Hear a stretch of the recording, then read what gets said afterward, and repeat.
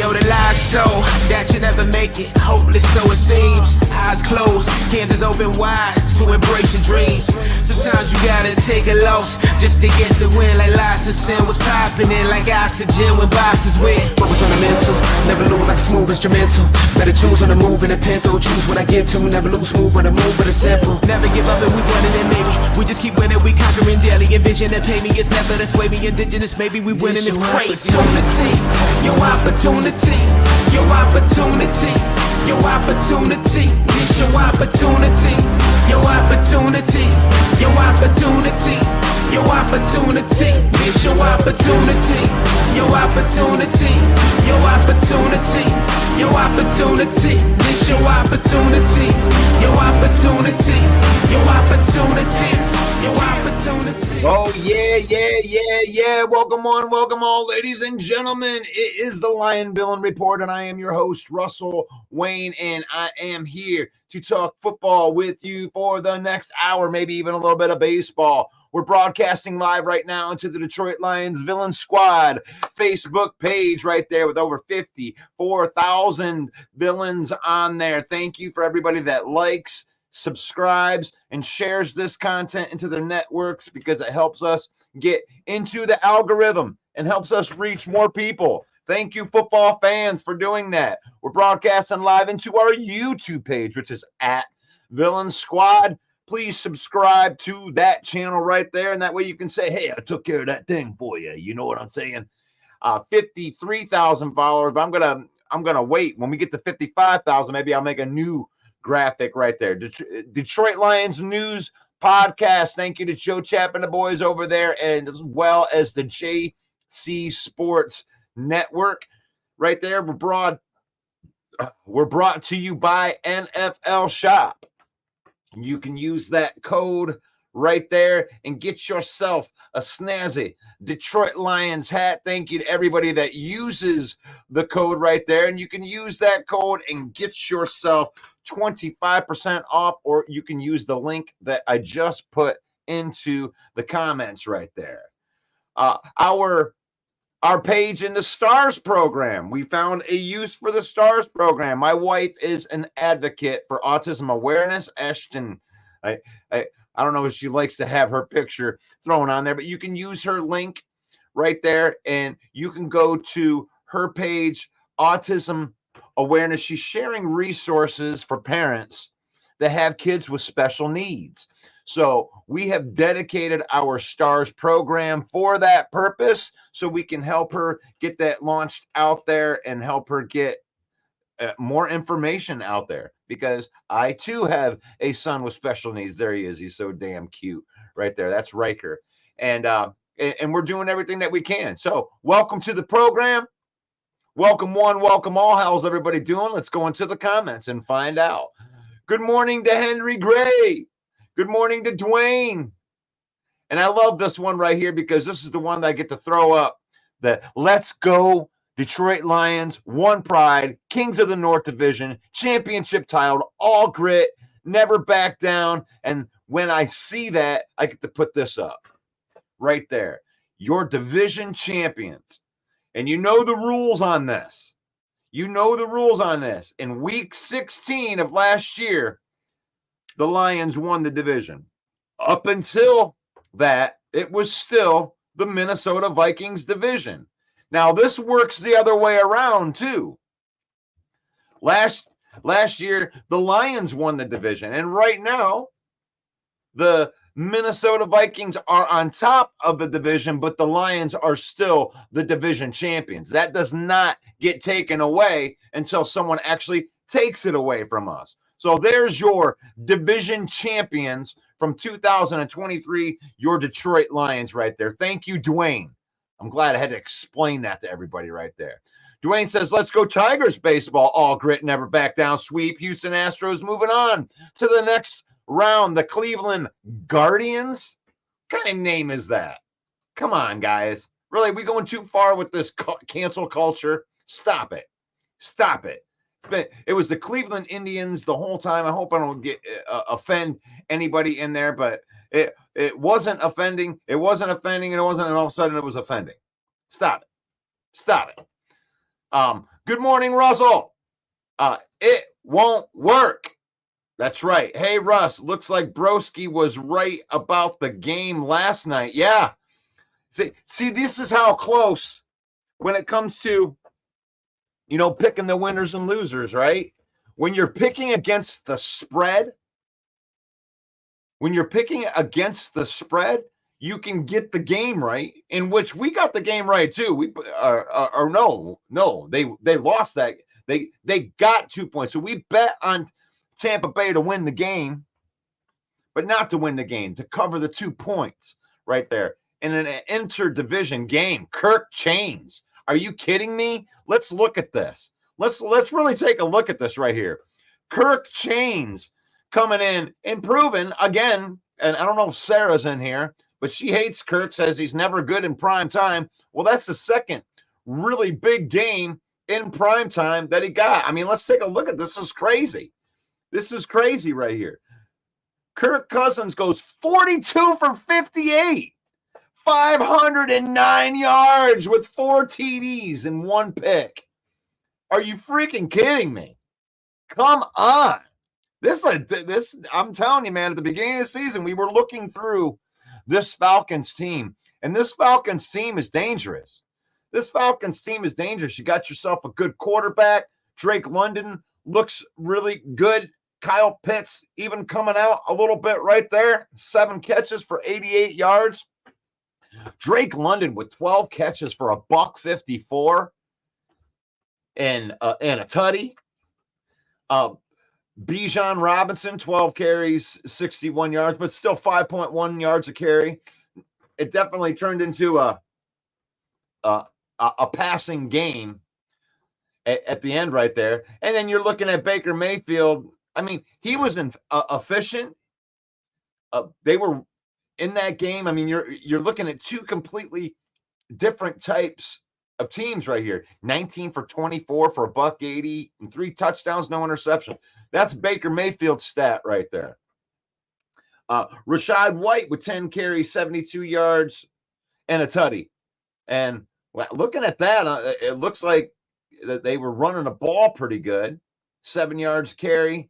Even Baker Mayfield was moving the chains with his legs a little bit. Goes to overtime in a great game all the way down to the end. They had chances to put that away, broski. They had chances to put that away. And this is one of those things. It's like, did Tampa Bay lose the game or did they win the game? That's fine. That's fine.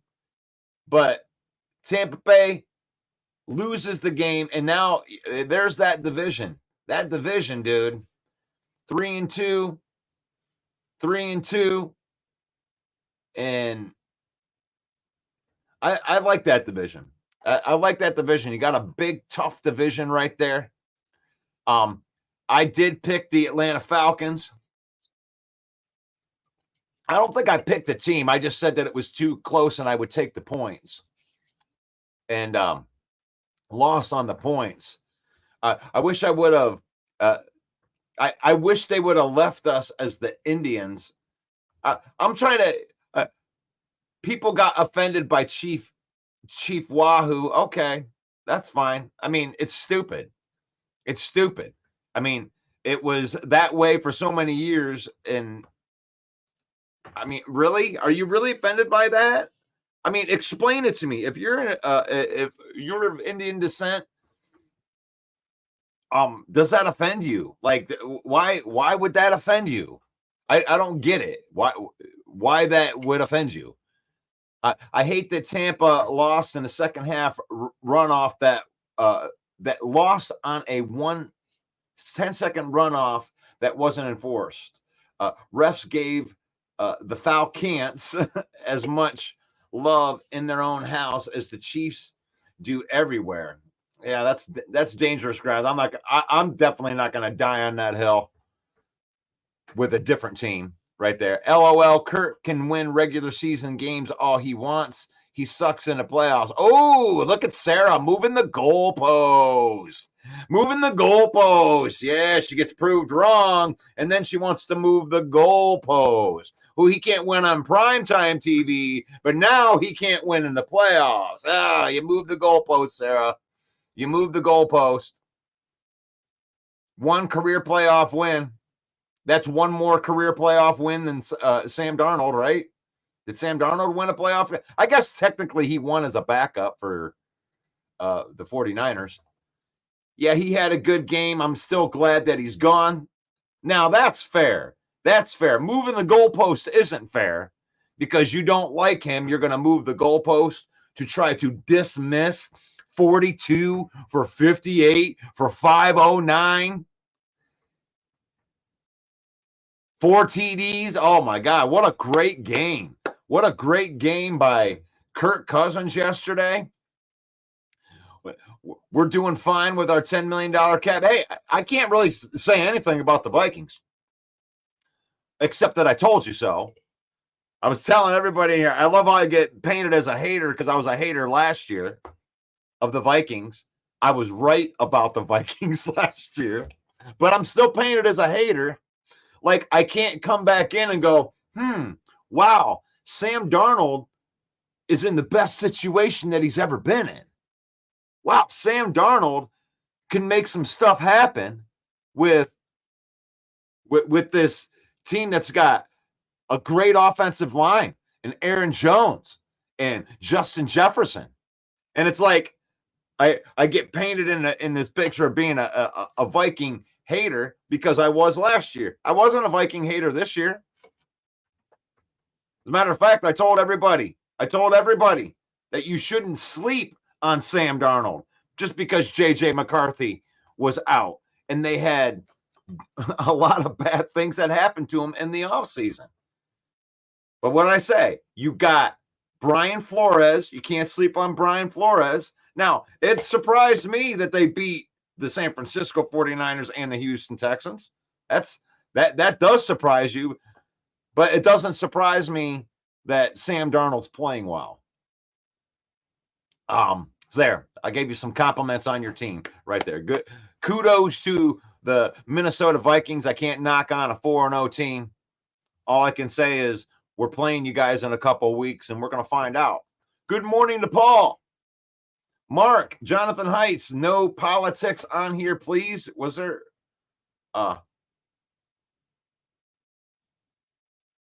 Well, wake. Okay, I see.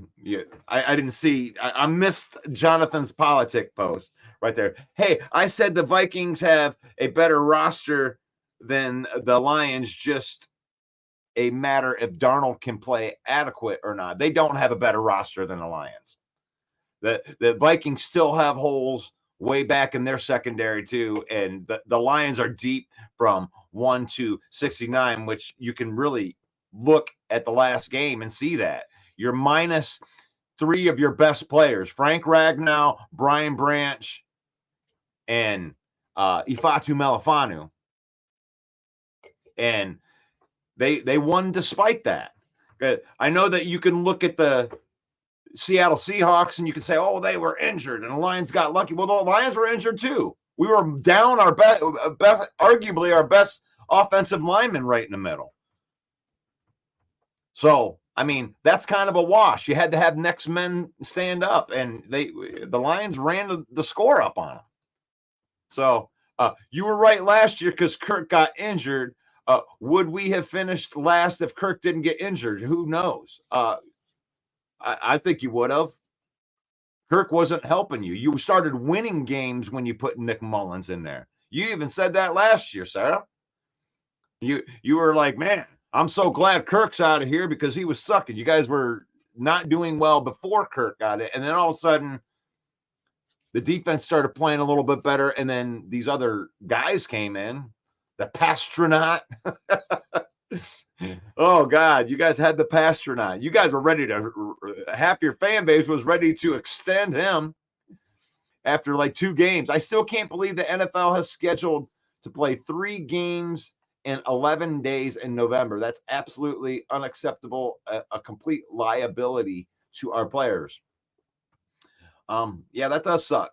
Sarah, we should start a channel. We can call it No Tears. I've never changed my stance on Kirk, but he can't win big games. He just won a big game, Sarah. He just won a big game.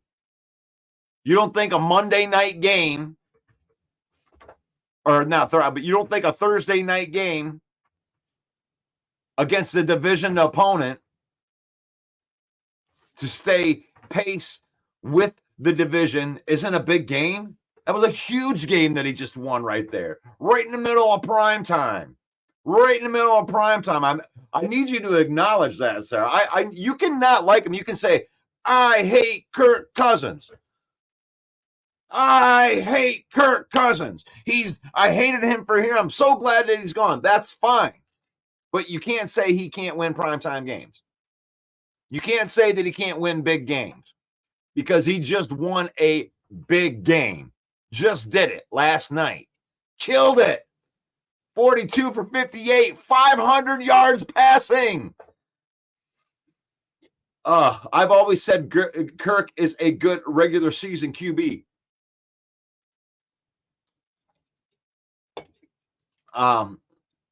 If he isn't even a starter, Lions had 2 key contributors out, and the Seahawks were missing all 4 of their starters on their D lines and also had other players out. Such a homer. I think you're a homer. You're a homer. I always pray for the country, and I'll just leave it at that. But how am I a homer for calling out the starters that I had missing? And they weren't missing all the starters on their defensive line. They were missing 2 starters on their defensive line, and the other guys were rotational pieces. And Boye Mafe is not a edge rusher. Boye Mafe is a linebacker. Go look at it. Go look at it. And, we're missing guys. I love how Broski minimizes wins. You minimize wins. I don't minimize your wins, but you come in here and you minimize our wins all the time. That's funny. Lions won and the Vikings won. So why is Trolsky worried about his team that lost, asking for everyone? That's just what he does. He only likes the trolling only goes one way with him. And if I say anything good about the Lions, then I'm just a homer. I'm a homer because I say good things about my team when they win games. We make excuses for you make excuses for the reasons why my team won.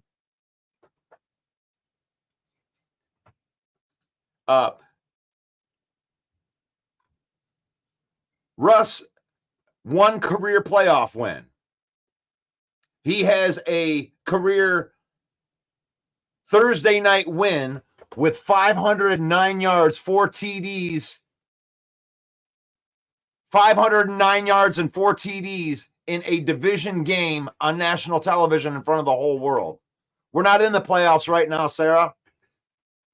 We're not in the playoffs. And I'm glad that we're here. I'm glad that we're here in this spot where the opposite fans, you know, Sarah and Broski in here trolling the Lions. That proves that we are in your head. It's rent-free. Here we are. We're rent-free in your head. We're not trying to win championships, regular season games. Jeremy, Packers were the only team that lost.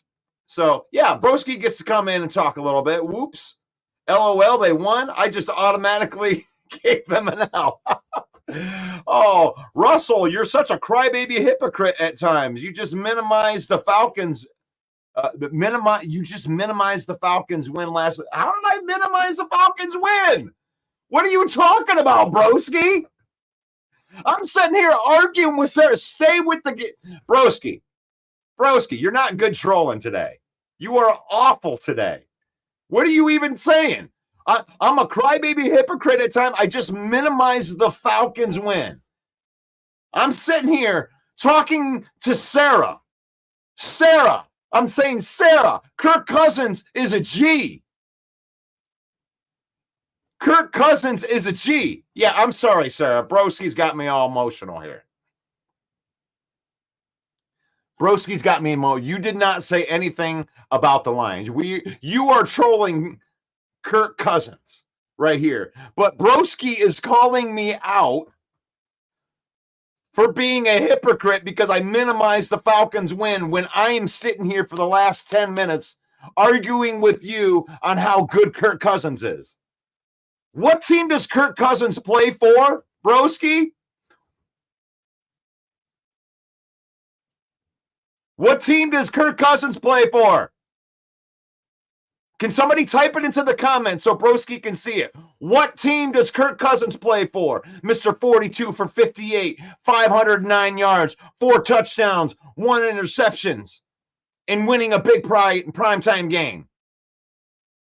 What team does he play for? Can somebody type that into the comments? Oh, the Falcons. Thank you, Jeremy. Thank you, Jerome. Thank you, Jerome. The Falcons, the team that I have been pumping up on my Lions show since we started today.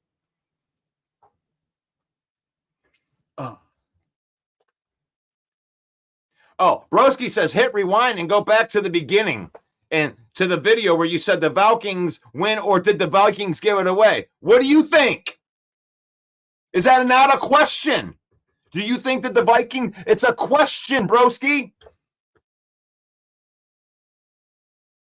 Broski, that's a question. Hit rewind and go back to the beginning. You should do the same thing, Broski. Hit rewind before you run your mouth on my show and run your mouth and call me out for things that you're lying about. Hit rewind and go back to the beginning of the video where I said, hey, I'm asking a question. Did the Falcons win or did the Bucks give it away? Trollski? Man, you're looking like an idiot today. KC and the Sunshine Band. Kirk just doesn't have the it factor. Once again, Sarah, 42 for 58, 509 yards. That is ownership. This Packer fan is enjoying all of this. Yes, Packer fan in here.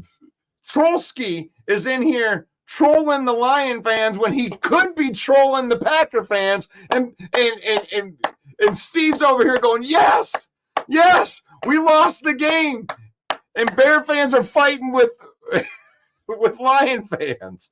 Troll ski. All right. Exactly my point. You were minimizing by saying that. I do. No. Oh, so I proved your point. You told me that I minimized when all I did was ask a question. I asked the question, Trollski. I asked a question. And then what about the last 10 minutes where all I've been doing is pumping up Kirk Cousins and the Atlanta Falcons, but somehow I'm minimizing. Am I minimizing, Sarah? You can answer that. Sarah, am I minimizing? Am I minimizing the Falcons win like Trollski's saying? Oh my God. Let's see, where's Jeremy? Tell Broski his team is a fraud because he beat a team that had more injuries than the 2021 Lions, but he doesn't want to admit that. You see, I'm not even going to do that, Jeremy. We're not. I don't troll teams that win. I'm not trolling a team. He's on here trolling me when I set the rules on the show, and that's why I'm making fun of you, Broski. You don't want to play by the rules. Yeah, my stupid rules. Russ, Vegas don't care about your crybaby excuses. Atlanta covered, end of discussion. I didn't say anything about it. I lost. I made the wrong call. Oh, yeah, Broski, you were right. Atlanta covered. Atlanta covered. And I asked the question because I'm watching the end of that game where Tampa Bay had a chance to run out the clock and then they fumbled the ball. That's why I ask the question. It's not a statement, a question, just so you know, to everybody that's watching the show, that a question is not an opinion. A question is a question. This is a question. This is a talk show. So when I'm doing a crowd interactive show and I ask a question, that means that you guys answer the question. And you answered the question by calling my question a statement. So that's where you messed up, Trollski. You got to stay with the game. If you're going to try to hang with the big boys out here. Now, I know that your team ain't won much in the last couple of years, but you got to try to stay with the conversation, right? Just start talking about something different. Cousins is a badass. Russ said, what's all those stats when he can't do it in the playoffs? Well, that's because he played for a bad team before, and now he's playing for a good team. No, I'm kidding. I'm kidding, Sarah. I'm kidding. Yeah, Kirk Cousins has got to do it out there. Kirk Cousins, this is why I believe that Kirk Cousins is a lot like Jared Goff in this way, because he's a pocket quarterback. He's a pocket quarterback. And when pocket quarterbacks are out there, it's not sexy, right? Pocket quarterbacks don't run around and do all the exciting stuff.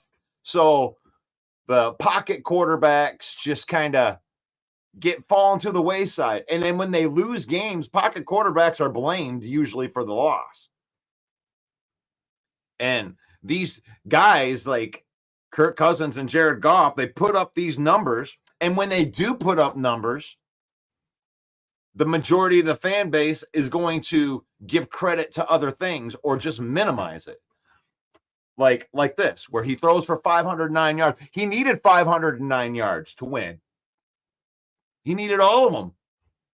He had to throw everything at there. And I like this. I love this because there's probably nothing that Kirk is ever going to do. Even if he won a playoff game, you'd be like, even if he won a playoff game this year and lost in the next round, you would say, well, he's only won 2 playoff games. He got lucky. You know, it was somebody else. Oh, they had Bijan Robinson. like you look at 502 yards, yeah, but Drake London had 12 receptions. All he did was throw the ball to Drake London and Darnell Mooney. It's like, here's these guys. They go out, they run the offense, they do a good job, and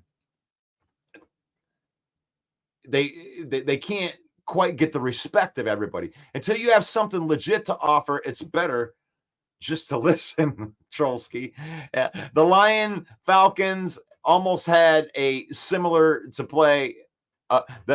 The Lion that Falcons almost had a similar to play at a game, JMO 70-yard touchdowns. Okay. Broski doesn't understand questions. He thinks that people are making a questions as statements. This is why he gets muted in a lot of the Lions chats due to double standard takes. Yeah, that's all right.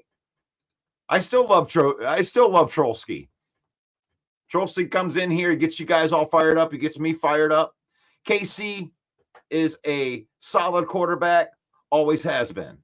And Kirk, just not exciting. Yes, he is.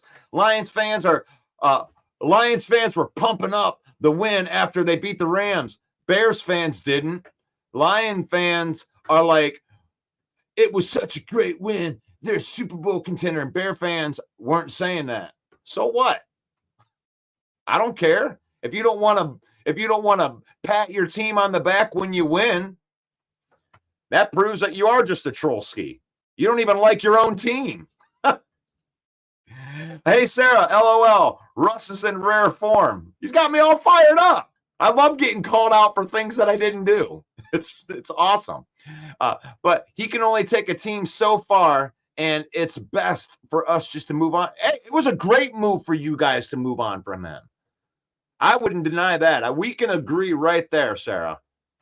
It was a great move for you to run on from because you guys had to pay other people. You just paid TJ Hawkinson. You're paying Justin Jefferson. You just signed Grenard and Van Ginkel. You allocated that money to other areas. You had to save money on QB and draft a quarterback. And I was on your side right here for Sam Darnold from day one. I told you on here at the beginning in the preseason that it would be a mistake for them to trot out J.J. McCarthy. You were trying to tell me J.J. McCarthy's going to win this job and all this, and I'm like, don't sleep on Sam Darnold. They should put Sam Darnold out there for the first half of the season, even if McCarthy was healthy. Ah, there it is. There it is. Your team went 30 years between playoff win and division wins. There it is. There's the real thing. Congratulations, broski. You came at me when I was talking about something completely different. Haven't even trolled your team. Haven't even trolled your team. Anything that I say on your team is a reaction to the nonsense that you're spitting at me. Because you just run your mouth. You just talk and talk and talk and talk. You don't even like your own team. You on here, I criticize my own team. No, you don't. You criticize our team, and then you backpedal and say, look, I said that we weren't good against the run.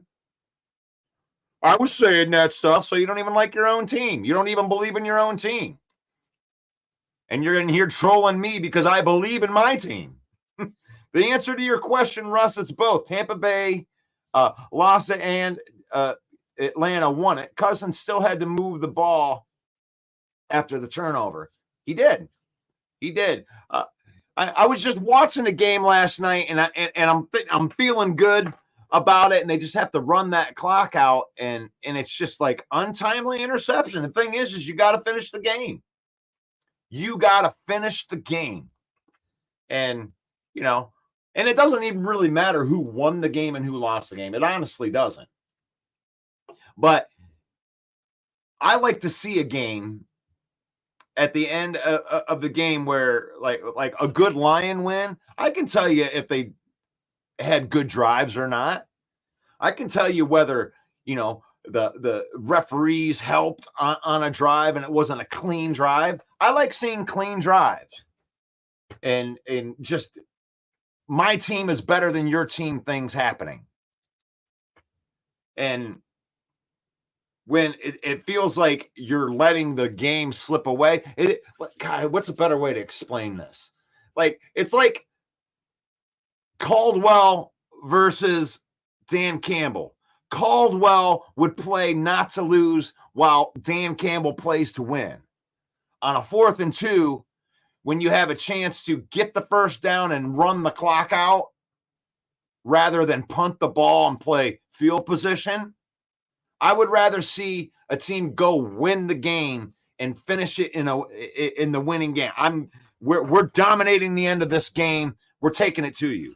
The reason why the Lions loved the end of the Rams game is because it was a struggle for the whole game. And then when it was time in overtime, they dominated the overtime. It went straight down the field, run. And it was like, you lose.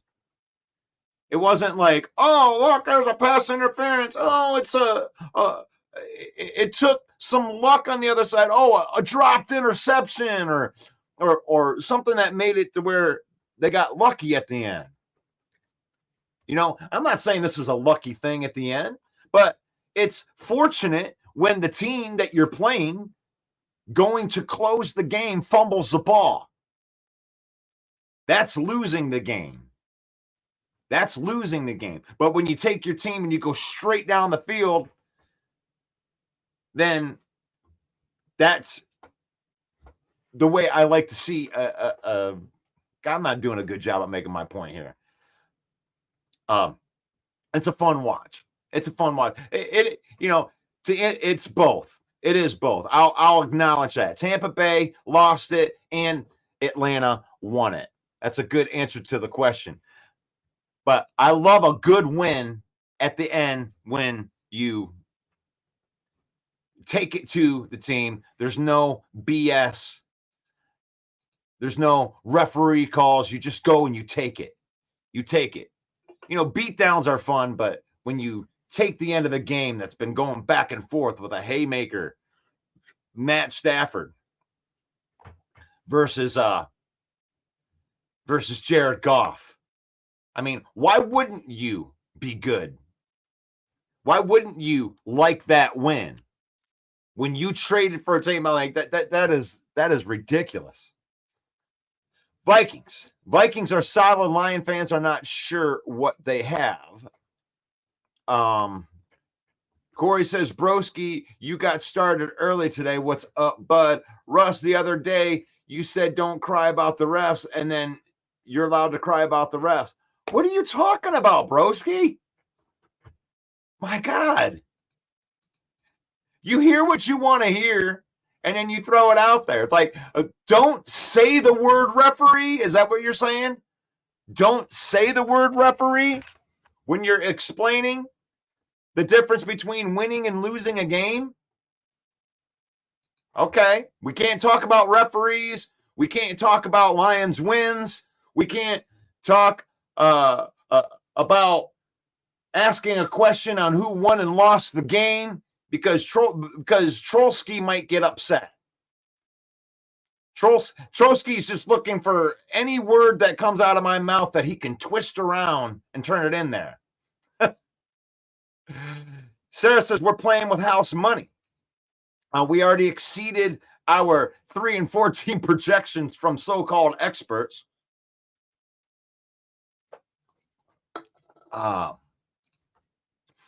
Bears are still a long ways away from making the playoffs. And I got to go back to this one for a second. We already exceeded the 3-14 projections from our so-called experts. Remember, Sarah, that some of your own fan base was projecting. I don't think I remember a Viking fan other than there was one Viking fan that I knew that was out there and projected 11 wins. Outside of that, nobody's been projecting the Vikings to do anything, even on your own fan base. So you can't come back at other fan bases for thinking that you're going to suck when your own fan base thought that you were going to suck. Bears are still a long ways from making the playoffs. Join the Pride bandwagon.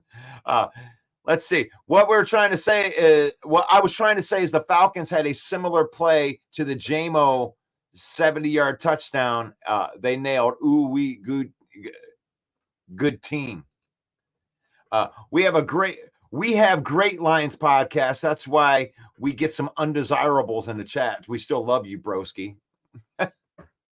Broski says, I'm realistic and don't lower my standards and drink the Kool-Aid. So I criticize my own team. It's tough love. No, it's not tough love. Here's what I've realized from being a loser franchise like the Lions for so many years is when people say realistic, it means I don't want to root for my team and I don't want to look stupid when my team's bad. So drinking the Kool-Aid and not believing in your team, I mean, that's fine if you come out there and you're admitting that your team isn't good. And but when people come out and they say they're realistic, it just means that they're smarter than everybody else and that they're realistic. Realistic is just a free pass to shit on your own team. Drinking the Kool-Aid is looking for the best in your own team. And by the way, every fan base does it. And your fan base does it worse than any other fan base in history. Just because you have one guy, which is Broski, which you claim that you are this realistic Bear fan. What happens if your team does good? Do you go out? Do you admit that you were shitting on your team at the beginning of the season? Do you admit that? That's not tough love. That's trying to make it so you win either way. So you can come in and justify all your smack talking. Yeah, I did say that the Bears were bad at run defense, so now I can rip on the Lions for winning games. I didn't rip on your team for winning the game or beating a depleted team. I didn't mention what guys that were out on your team. No, broski, I came on here after your team won, and I gave your team credit. I gave your team credit, even if the quarterback didn't play well, or if Will Levis throws the ball right to your defender when they could win that game. I don't take that away. I don't take that away. Defense is one of the phases. But you minimize, and that's why I give you a hard time, is you minimize other people's victories. It doesn't matter whether you're realistic to your own team. I am realistic to my team, and it pisses you off, and that's why you get so mad about it. That's why you call me a homer. That's why you call me a homer when my team has won 22, was it 25 and 9, 20. I don't know what the record is since 2022.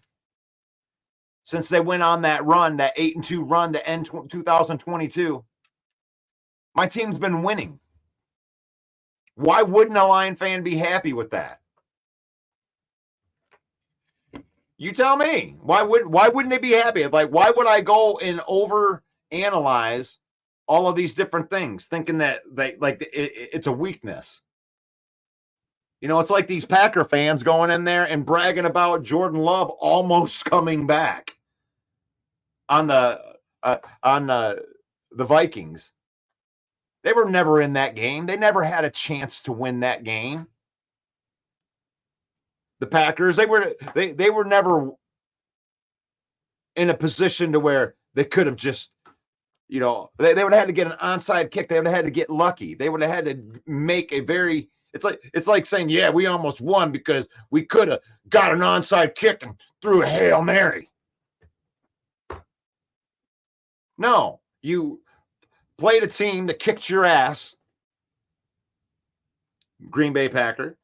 You played a team that kicked your ass the entire game, and they went into prevent type of defense because they were up 28 points.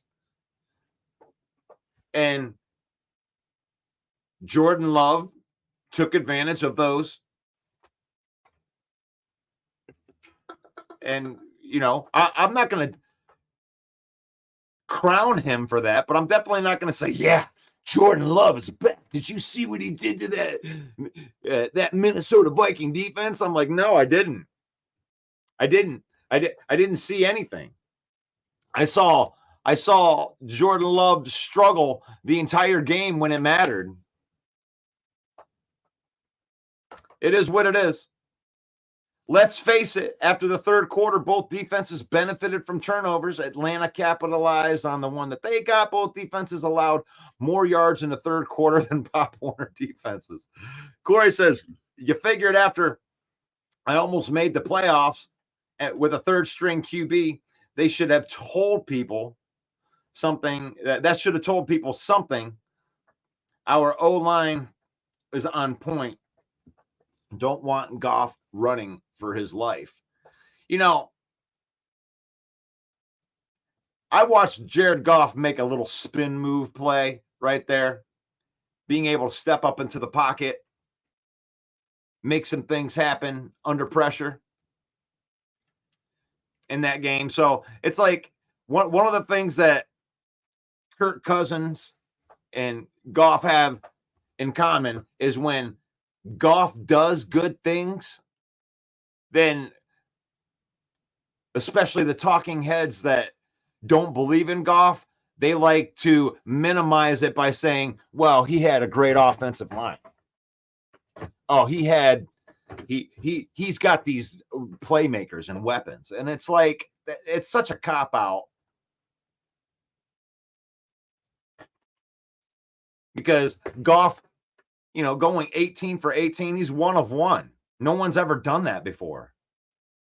Out of all the great defenses and all the great offenses ever. That includes Patrick Mahomes. That includes everybody ever. Don't matter how good their offensive line was, how many playmakers they had.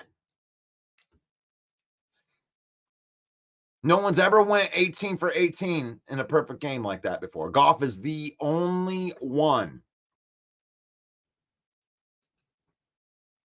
Pretty damn good. Good morning. It's a great day to be a Lion One Pride. Those talking heads on the four-letter sports network, they got preseason win-loss records wrong at the time. I gave the Vikings biggest margin of window. I said less than 5 for the Vikings and as many as 10 because the defenses are that good and being a good QB. Hey, Jeremy, I'm sorry,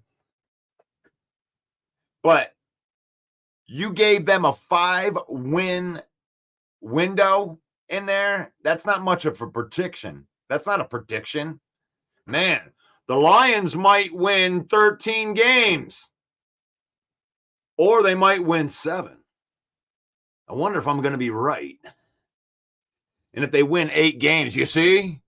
I told you, somewhere between 8 and 13. I got that's kind of weak. That's a weak one.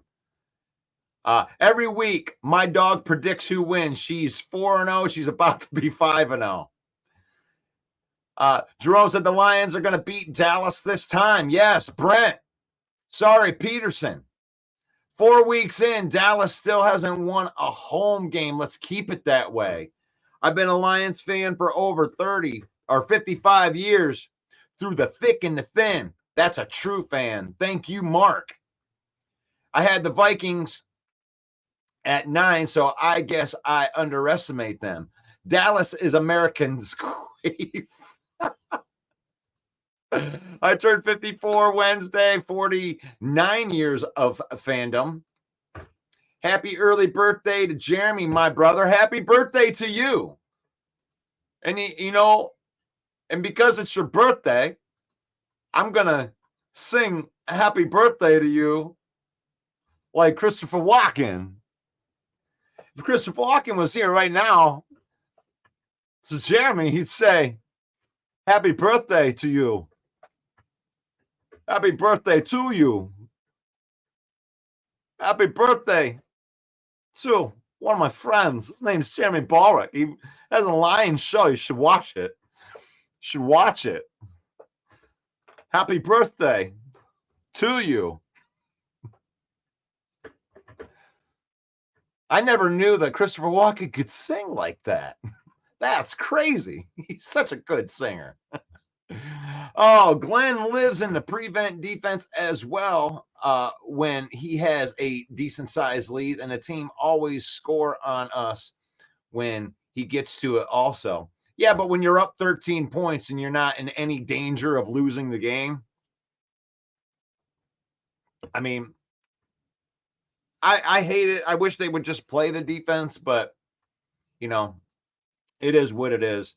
Jared Wheels Golf is on pace for 300 rushing yards. He's like grease lightning.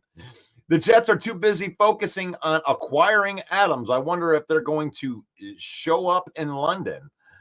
Oh, gosh. Last two games combined, Jared Goff is 36 for 41, 3 TDs, 0 interceptions, 87.8 completion rate. That's amazing. That's amazing. I wasn't minimizing anything. I was talking to Sarah about the defense, and they have our O-line isn't up to par. I don't want to see Goff running for his life. Yeah, I don't want to see that either. Looking like a baby giraffe running out of the side. You know, sometimes, Corey, I think this happens to me quite a bit on here, is I'll use the comment that comes out here as a just kind of like a talking point. So I'm sorry if that came and I felt like it was directed at you, but I looked at it like an opportunity to talk about Goff. I wasn't attacking you personally. I was attacking the thought of Jared Goff not getting that, you know, the credit because, you know, he's got an awesome offensive line, or minimizing his performance because of somebody else doing something good. So it wasn't directed at you, but it's directed at a part of the fan base that minimizes good play. I lay out 2 photos on the teens, put treats on the Vikings, and she goes straight to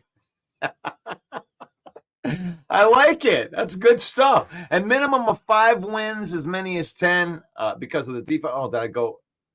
I do win windows in preseason. It's just the way I do my projections at the season release. Okay, that's fine. That's fine. That's just a pretty wide margin, and a pretty wide margin to call it. You know, to be in that and to predict it right. You know, between 5 and 10 wins, that's you're going to be in that window here probably in a week or two, and have to go through 5 of it. I'd rather just pick a win, pick it where it is, and see how many I'm off. What do you actually think that they're going to win at the beginning of the season? I think it's closer to 5 wins than it is 10. Whoa, is it Jeremy's birthday? Happy birthday to Mr. Ballrick. Did you see how happy Ben Johnson was, Russ? I did. Yes, sir. Brent, sometimes you make no sense. Yeah, that makes 2 of you. Sometimes you don't make any sense either, broski. I just popped in to say what up, though, and got to go back to work. Don't have time to listen today. Y'all have a great and safe weekend. I love it. Go Lions. But no Lions this weekend because we're on the bye. And I should have had this out there more. Forgot. This is my Honolulu bye week. It's Honolulu Blues week. Let's look at it. Yeah. Got the little saxophone player over there on the right-hand side. Let's talk some football. And you know, I know it gets heated on here every once in a while. Because I love having the rival fans because they get me fired up. They get me fired up too. And that way, when we're on here, it's like I didn't have to have the Honolulu Blues. right? It's hard to talk about a team when they don't have a game. So I appreciate all you guys for jumping on here, being in the comments, and I'm glad that you like it. I'm glad that you guys like it when it gets intense like that. And Broski and I go at each other. You know, we both talk at the most homeristic sides of our own fan bases, right? When Broski speaks to me and calls me a Kool-Aid drinker, he's speaking to me. This is the way I look at it. He's speaking to the side of the unapologetic Lion fan that is going to silver lining everything. And when I speak to him, I speak to either the minimizing side of the Bears fan base, and it isn't just Broski. This is what all fan bases do. We minimize our enemies' wins, and then we boast up our own wins. And then when people call us out, we talk about how we're realistic to, oh, yeah, I'm just realistic. I understand that my team isn't that good. I don't understand that my team isn't that good.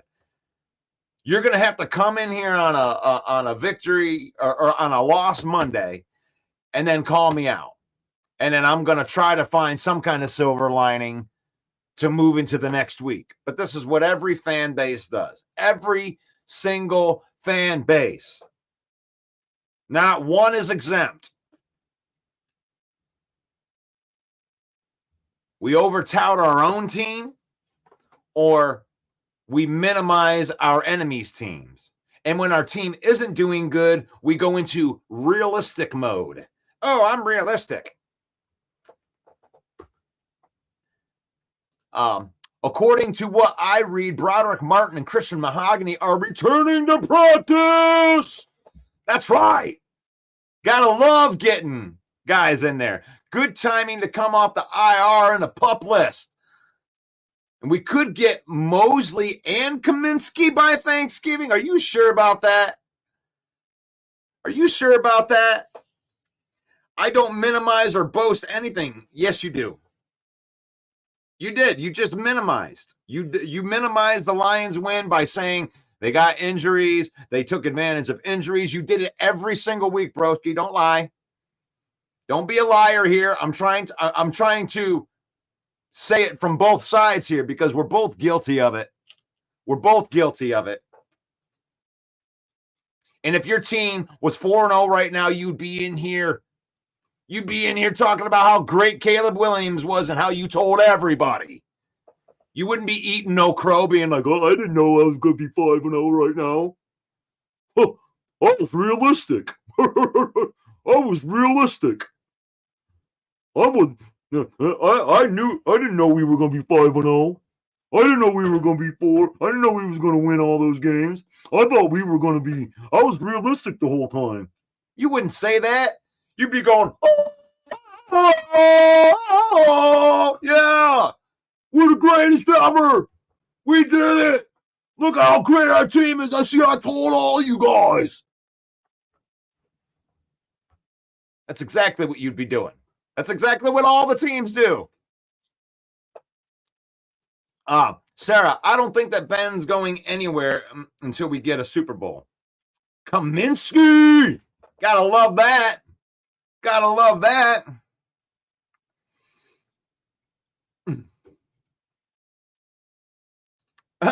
The Lions offense clicked, but the facts are the facts. Seattle was missing the entire defensive line. Facts don't care about your feelings. I'm honest, Russ, so I won't be like that. I'm not soft. We'll see. We'll see what happens. We'll see what happens if your team starts winning some games. Because I better not hear you come in here at one. Like, if you win the next 3 games as a Bear fan, I better not hear you come in here and boast it one time. You better come in here and be like, I didn't think we were going to win that game. I was realistic. I was realistic. That's what I want to hear you say. And listen, I'm not gonna not acknowledge that they were missing players. They were missing players, but you got to play the game. You come in here and you talk about how they were missing players like it's a loss. Like it's a loss. Well, you only won because no. We dominated them offensively. Here's what we know for sure. Because they were missing their entire defensive line, they had no business being out there trying to stop our offense. None.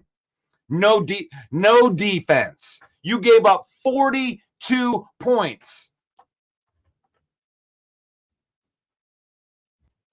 And if you think that just because you have your starting defensive lineman on there, that all of a sudden that should, what is that going to do?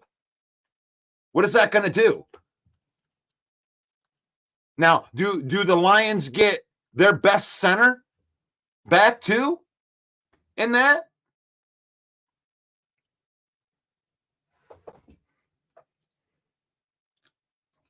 Too bad, Russ. The Bears' O-line is almost as bad as the Jags were last year. That's why Caleb is struggling. When do we play the Bears? Broski says, Russ, again, I said the Bears are an 8 to 10 win team. I haven't changed. Yes, you're the greatest fan ever, Broski. You never make any mistakes. You've been telling it how it is. Can't put you anywhere. Don't put Broski in a box. And there it is. It's another one of those ranges, right? A losing team to a win. My range is from a losing team to a winning team. Flores ripped the defense to shreds behind closed doors for the second half of the performance. Oh, no. He's a meanie. I guess he'll have to be our DC for a few years. Now, I don't mind minimizing some Packer stuff. I'm going to minimize the Packers' comeback, right? I'll minimize some stuff on a team that lost, like the Packers. Hey, Packers. You going to show me a picture of your trophy case because you're not winning right now? Hey, Packers.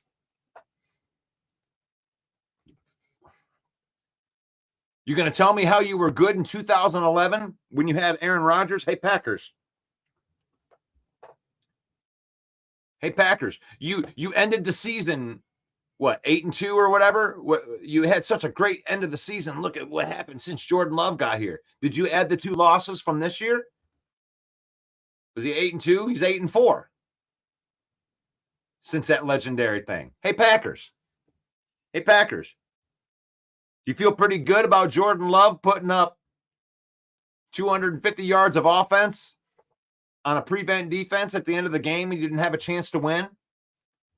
Hey, Packers, what's up? Where you at? Where are those Packer fans at? Me and Broski been going at it all day. And thank you. We acknowledge. See, this is how Broski and I work together. I acknowledged his part in there. And I threw the challenge out there. It's almost like I'm hoping that the Bears do start playing well because I want to see if Broski actually comes in and tells me how he was realistic after they win a couple games. Because they don't do it. And I don't expect you to do it either, Broski. I expect you that if your team continues to win games to come in here happy. And there's Steve. Steve, you're like the best Packer fan. Steve comes in. He's here after the loss. He ain't in here making excuses. 0 love, 0-2 for Love, 2-0 for Willis. Is Malik Willis better than Jordan Love?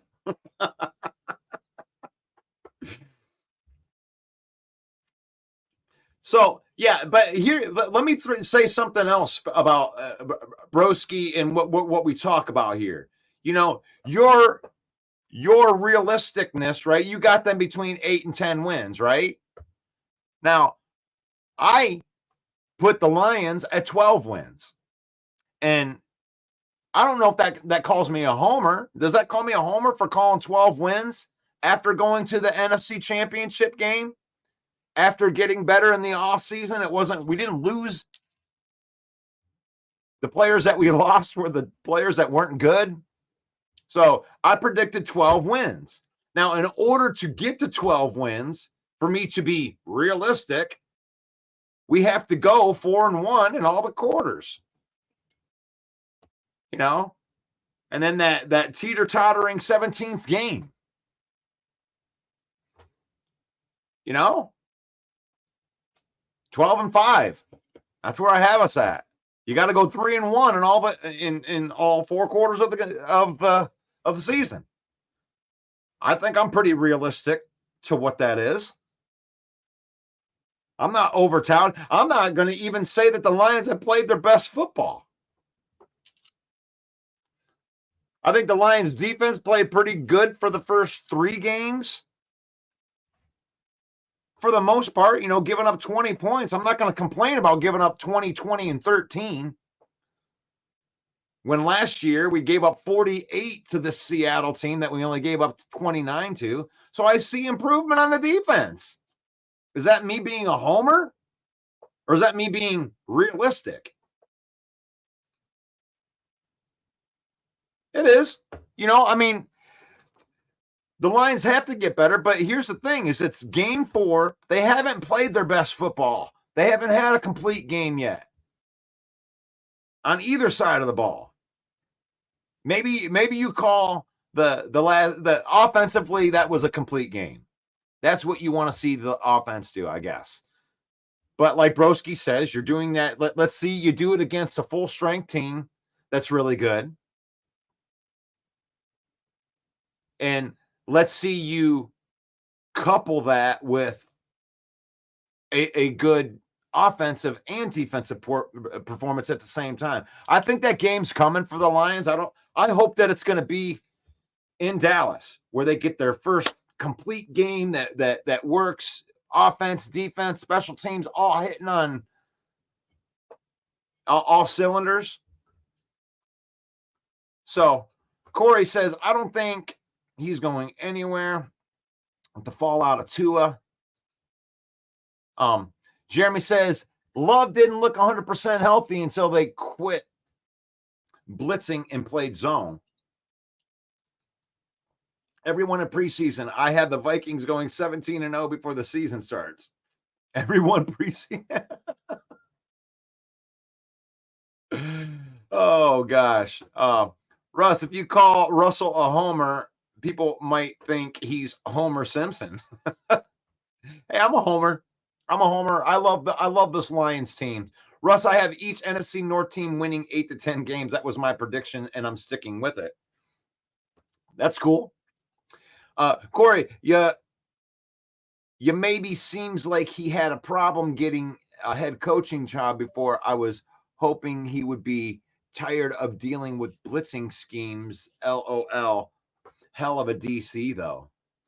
And he's probably talking about Flores right there. I predicted 13-4 before the season started. I did predict that the season would start 3-1 with the first 4 games on the schedule release. I had our loss in the wrong week. I had us losing to Arizona at the schedule release because I thought they'd finally win one. LOL. There were 13 games left. It's a lot of football with no worries. Yes, I think that COC and Flores are a perfect complement to each other. Okay. But we lost to a banged up Bucks team, not because we didn't play as a team, because we dominated every offensive stat out there except for the red zone. Yeah. That's on coaching right there. Because if your players are performing, then you got to put that on coaching. And I think that we did. I think that we put a lot of that on Ben Johnson because of the play calling in the red zone on that. And not making it up excuse for it, dude. You got to beat that team. You got to beat that team. But the Lions have had a pretty brutal schedule to start the season out.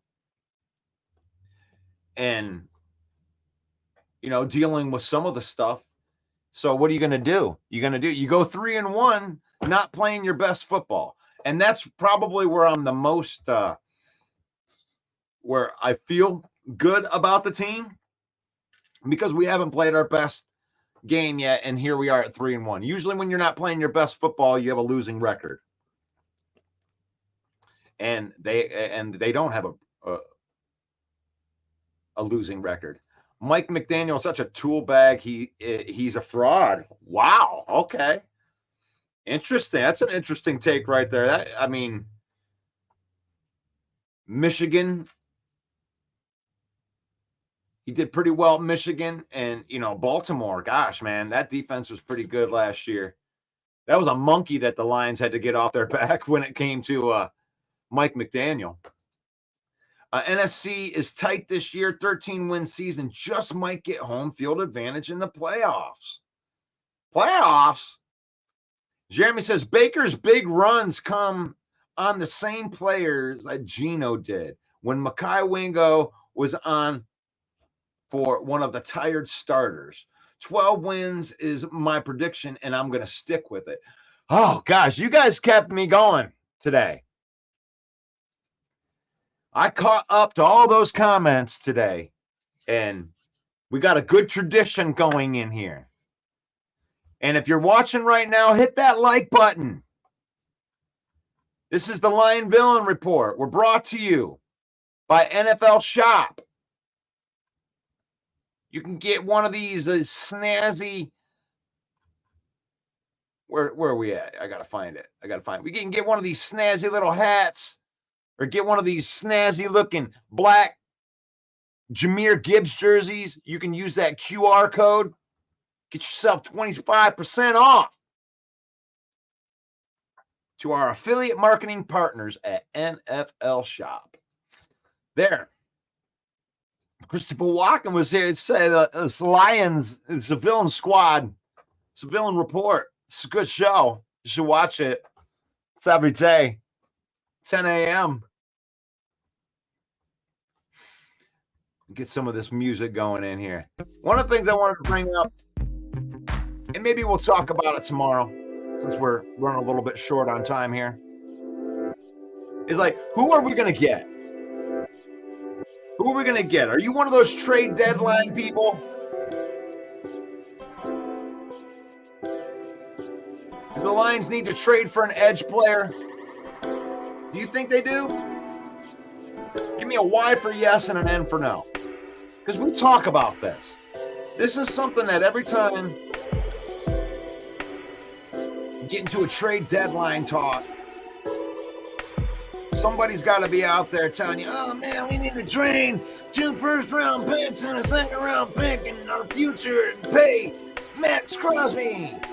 Let's go get Trey Hendrickson, yeah, let's go get it done. And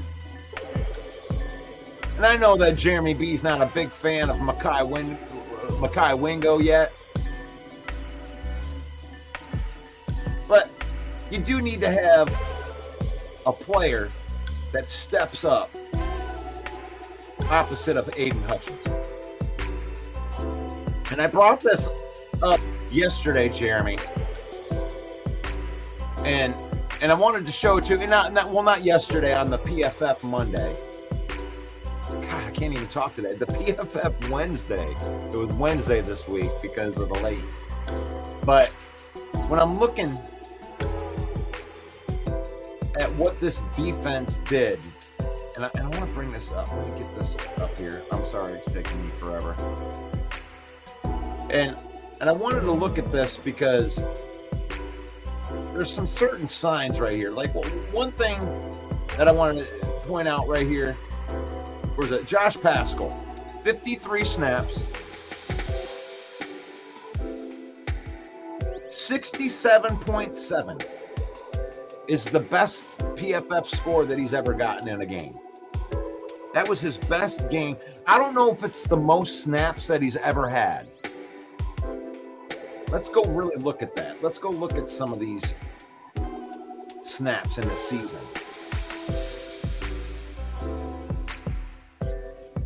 He had 331 total snaps in 2023.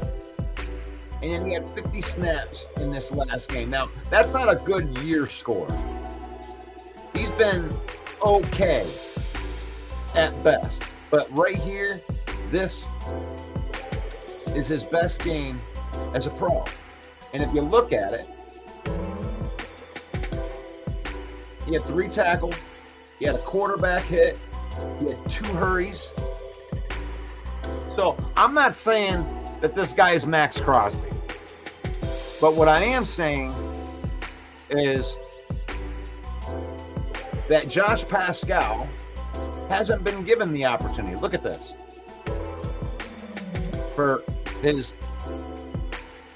first game, he had 22 snaps. Second game, 13 snaps. 18 snaps in his third game. Up to 53. Now, you didn't have Marcus Davenport. So obviously, this is due to the fact that Marcus Davenport isn't here. Right? And it's something that Broski had said 100 times. Like, you can't trust Marcus Davenport. Something Sarah calls him Marcus Davenpoop, because he's never been able to stay healthy. But he does do that thing that he always does, which is he plays well in the 2 games that he gets to play in. But you do have to replace that production. So you have to look at that. And Josh Pascal, I'm saying let's pump the brakes a little bit on running out there. We got a few weeks before the trade deadline. I believe that's election day of all days, that the trade deadline I have on. And let's look at Mekhi Wingo right here. Mekhi Wingo had his best game. It has to be his best game. 67, 71 on a pass rush. Not very good on the run defense right there. To Jeremy's point, you got Mekhi Wingo learning the game though. That's not a great. That's a decent 4. That's decent. When you got these 2 guys, these are the 2 guys that probably replaced most of the production. 56 snaps, 26 snaps. Let's see what Mekhi Wingo did in the first couple games. Yeah, definitely upticks his snaps in the last couple weeks. That's not bad for a rookie. You're watching him improve. 57, 63.3, 60.5 to 67.5. That's what you want to see out of a rookie. And I don't want to live and die by defense or the PFF scores here, but I just wanted to bring that up to you, Jeremy. We've been looking at this thing. Do we need to go out and trade for an edge rusher? Or do we continue to develop these players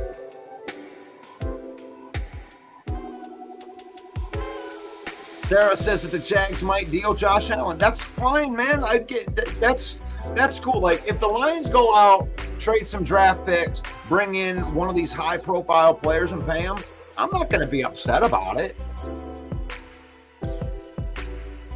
It doesn't really fit who they are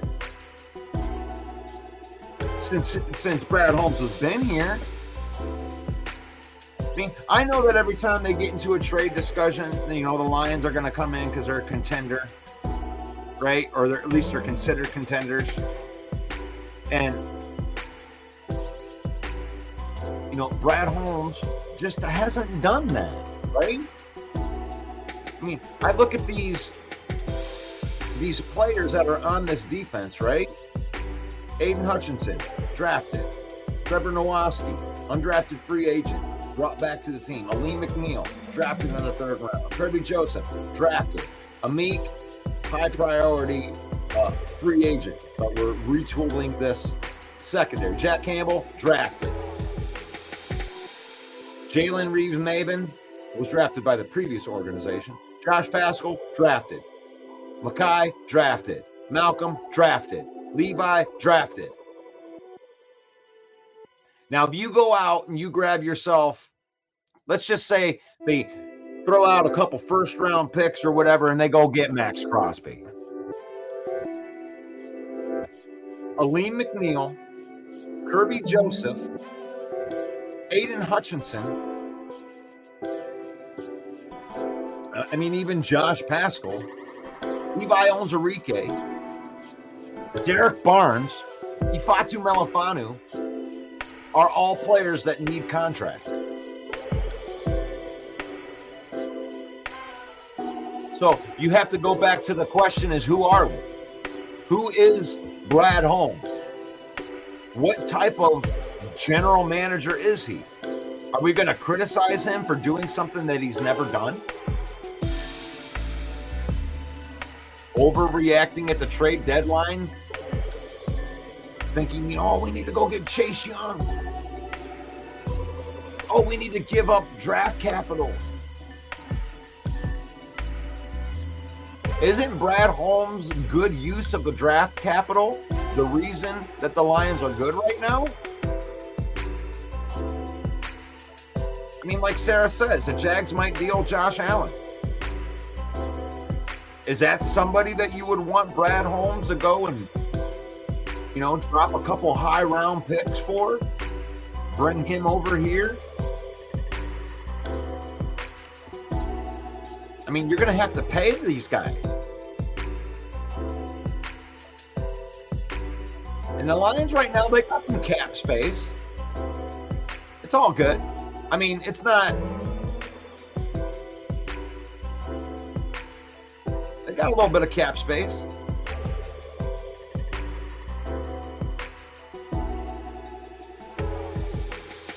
When you look at this, there you go. $28 million.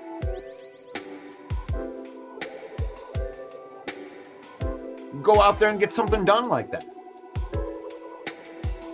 You can go out there and get yourself a Josh Allen. You got enough money to do it, but do we want to?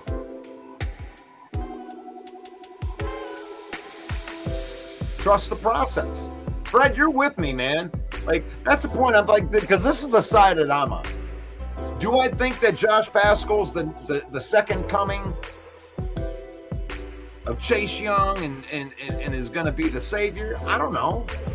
But the thing is when Brad Holmes has been patient so far, he's gotten good players out of his development. Josh Paschal's in his 3rd year. Had his best game as a pro. 56 snaps.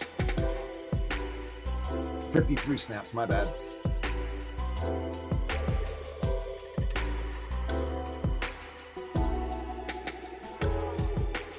Five and 1 every 6 game average. This is why I'm sticking with 14. Detroit Fan Man said it'd be a lot cooler if it was Max Crosby. Okay, let's just say Max Crosby. Let's explore that. Max Crosby. Max Crosby's going to cost you probably 3 picks, probably 2 first-round picks, and another day 2 pick, at least. At least. And then when he gets in here, you are going to have to pay him. You're going to have to pay him $30 million a year. That's great for 2024.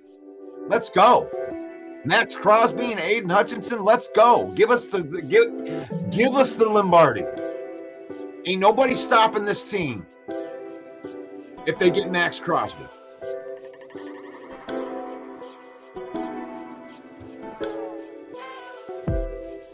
But you're not paying Aleem McNeil. Aiden Hutchinson's contract is going to have to be put off. They're not going to be able to get that thing done at the end of the year like I think they're going to do. Kirby Joseph, he's going to be getting a contract. Levi Onwuzurike, his contract's up. He's having a great season. So I guess the real question is, Detroit Bayman, would you rather have Max Crosby for a year, go after, F those picks, go after the Super Bowl, let's just win one? But when you do that, you're going to lose Aleem McNeil, you're going to lose Kirby Joseph, you're going to lose Derek Barnes and Ifeatu Melifonwu to get Max Crosby here and to try to keep him here. Is that worth it?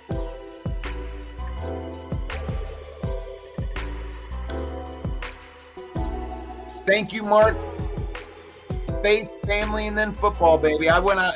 You're not out early. I'm up here late because I wanted to talk about this. David says Crosby is too expensive.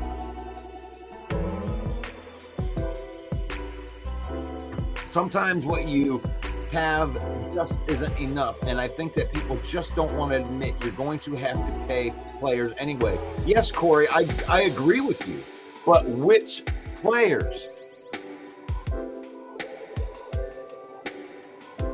Which player? And have you given the players that you have enough chance to show that they're not good enough? I think people don't want to admit that you're going to have to pay the players anyway. And we don't know if it isn't enough. Because right now, with that roster, Corey, the team's 3-1. 3-1 with the current roster, that feels like it's enough at this point.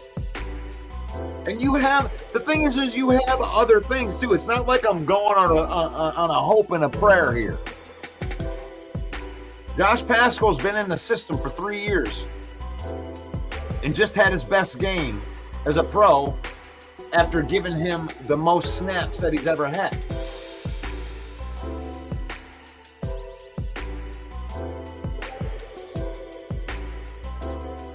So when you look at these things, let me see if I can find, I'm looking for something where I can break down. I'm not going to try to find it real time here. But what I wanted to look at was Josh Paschal's and see if 53 snaps was the most that he's ever had. So, taking a player like Crosby, we won't have potential players like Branch, Gibbs, Iffy, etc. But here's the thing, Fred. Here's the good point to going and signing a Max Crosby and trading the draft picks is those players are still on the team this year.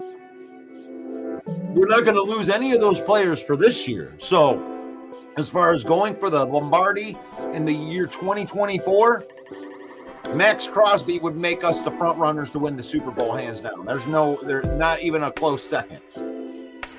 They would consider us the front runner of the Super Bowl if they were able to pull off a Max Crosby trade. Or even, I'll even throw Trey Hendrickson in there. If they got a stud rusher like that, and that's fun. That's fun. I agree that Hutch gets done early. That's a no-brainer. Yeah, and that's going to be almost impossible if you sign a guy like Crosby. But Russ, if Zeitler is right, and both Aleem and Levi are $20 million a guy, and assume we can only keep one, is there any chance that you keep Levi over Aleem? I don't know. That's a great question. Because you can argue who's had a better year this year. I've heard about Paschal's potential for 3 years now. Now he's got to perform. Some others are good but not consistent enough. Yeah, Paschal's first year is a walk. I mean, he was dealing with that injury, and this is not an excuse, this is a fact. He had a sports hernia. He missed the first 4 weeks of the first season. And when you miss a training camp your rookie year, that first season, throw that whole first season out. Last year was his first real season. And he was okay. He was okay. 510 snaps. But he improved. That's the main thing. He improved. And like I said, here you got examples, Corey, and I mean, we can talk about this. I'm not gonna die on this hill or anything like this. I'm just trying to bring up another side. But from Jet, he needs a consistent pass rusher on the other side of him. So we're not arguing whether we need a consistent pass rusher. We're arguing whether that guy might be on the team already. That's just something. Paul Jones says Levi is hit and miss, but when he is a hit, he's fine. He hasn't been a hit and miss this year, Paul. Levi's been pretty damn good the entire season when you look at it. I mean, let's see. Let me get him up here. Levi, Enrique. There we go. Week 1, yeah, 62, 64, 63, 63. His tackling is in the 70s. His pass rush is in the 70s. So what Levi offers is pass rush. and let's not talk edge rusher. Let's just talk getting pressure on the quarterback. And in last game, getting pressure on the quarterback, when you look at this, get this one in here. My producing is getting better. And when you look at this, I've put this by hurries and sacks. Sacks. Now, I know that some of these only count as half, but look at who got the sacks. Aleem McNeil, Malcolm Rodriguez, Levi Onwuzurike, and DJ Reader, the interior defensive linemen. And in hurries, 14 for Hutchinson, and I think they counted as 10. PFF grades it a little bit different. 5 hurries for Aleem, 3 hurries for Levi, 2 hurries for Josh Pascal, 1 hurry for James Houston, and a hurry for DJ Reader. So I guess, do the Lions need to trade for an edge? Well, that depends on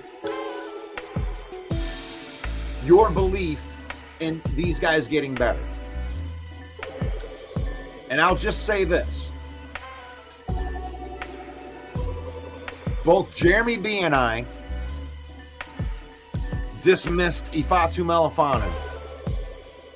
And the year before that, we both dismissed Derek Barnes as guys that Brad Holmes missed on, had the, got to be constructive criticism, got to be able to give the criticism, and we gave them the criticism. And those 2 guys are now quality starters in this team, regardless of what Broski says. He played enough snaps last year. Ifeatu Melifonwu was the starting safety for the last 10 games of the season last year. And the question is, do we need